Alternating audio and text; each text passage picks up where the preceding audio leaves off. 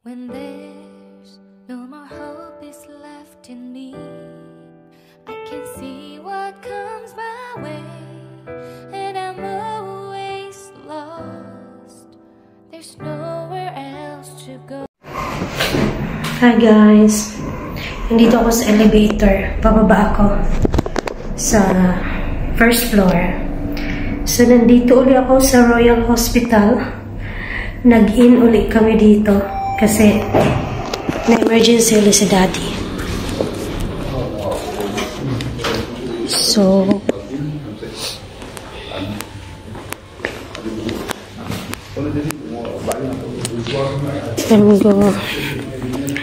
pupunta pala ako sa guys sa dito sa canteen kasi nasa dialysis pa si Daddy, mga 2 hours pa. So kanina pa kaming 12 noon dito sa hospital, tapos nalipat siya sa dun sa emergency, tapos nalipat siya sa dialysis gabi na, alas 8 na ng gabi kasi walang bakanting bed. So what happened is tumaas yung urea niya kasi galing nga kaming bakasyon, diba? Siguro pagdating kasi dito, nagulat siya sa duty kasi nagpanggabi kagad siya. As in, pagdating namin, pagkagabi, nag-duty. Alam mo na, hindi mo naman mapagsabihan kasi hinahabol niya yung kanyang araw ba na wag siyang maabsenan. Tapos, siguro dahil nung nasa kami, Digos, nung sa bakasyon, kain siya ng karne. Kasi nga, alam mo na, bakasyon, at tayo naman yung magpabawal. So, ayun, kain ng karne. Doon kasi sa Pilipinas, hindi niya maramdaman yung side effects kasi 3 times siyang nagdialysis doon. Kasi nga free. Dito, kami nagbabayad. Twice lang siya nagdialysis dito kasi kung 3 times, parang sagad na kami sa budget. Hindi na namin kakayanin. So ngayon, siguro maging okay naman siya dahil balik na uli siya ngayon sa dating routine na wala na namang karne, bihira na lang. Alam mo yun guys, relate naman kayo na pag nagbakasyon, di ba? Kain ng kung ano-ano. Tapos yun na guys, yun ang naging resulta. So malapit na ako sa kanting guys, ha, mamaya uli.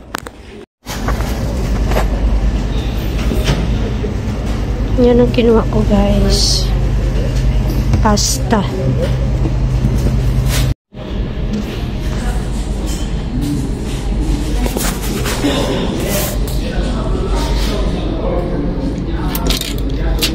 Yan ang binili ko guys, Arabic pasta. Yan. Tapos donut, drinks 7-Up. Kain tayo guys, 9:30 na ng gabi.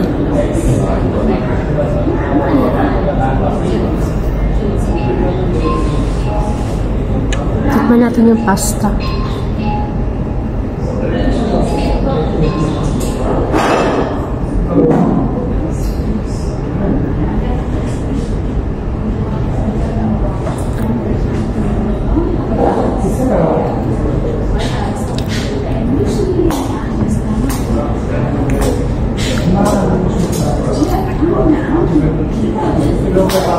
Sarap naman, mangang-unghang.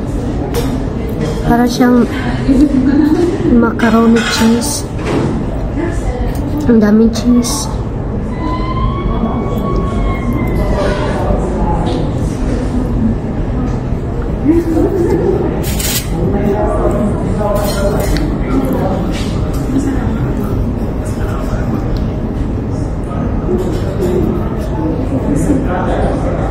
Nagutom na ako eh.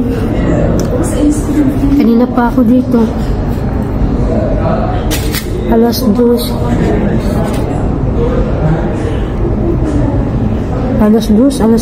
pala ng tanghali. Kami nandito.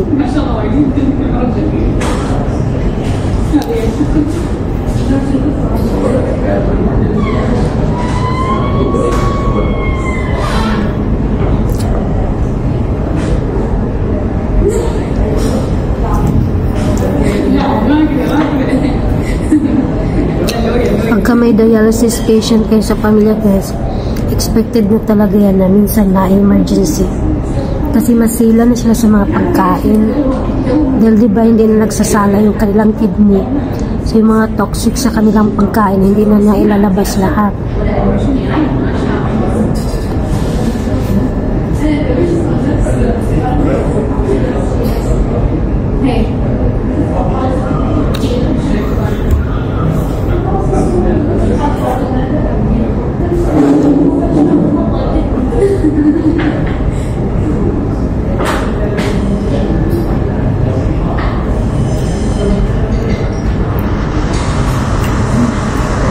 May mga doctors doon kumakain sa kabilang table.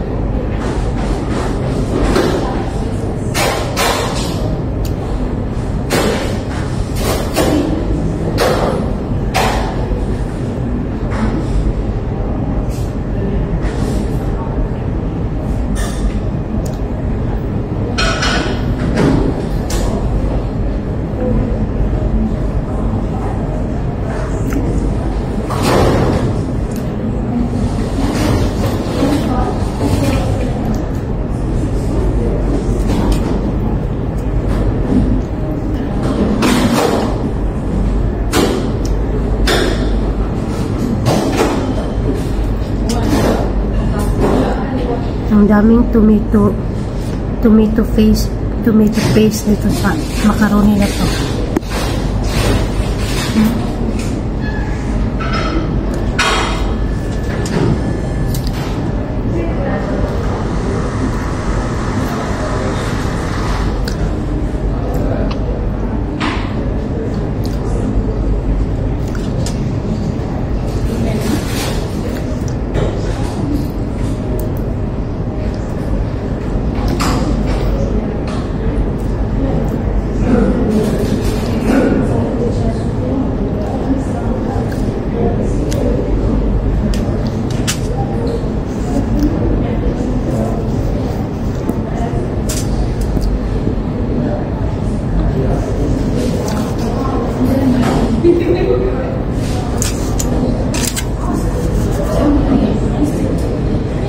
Maya ulit guys.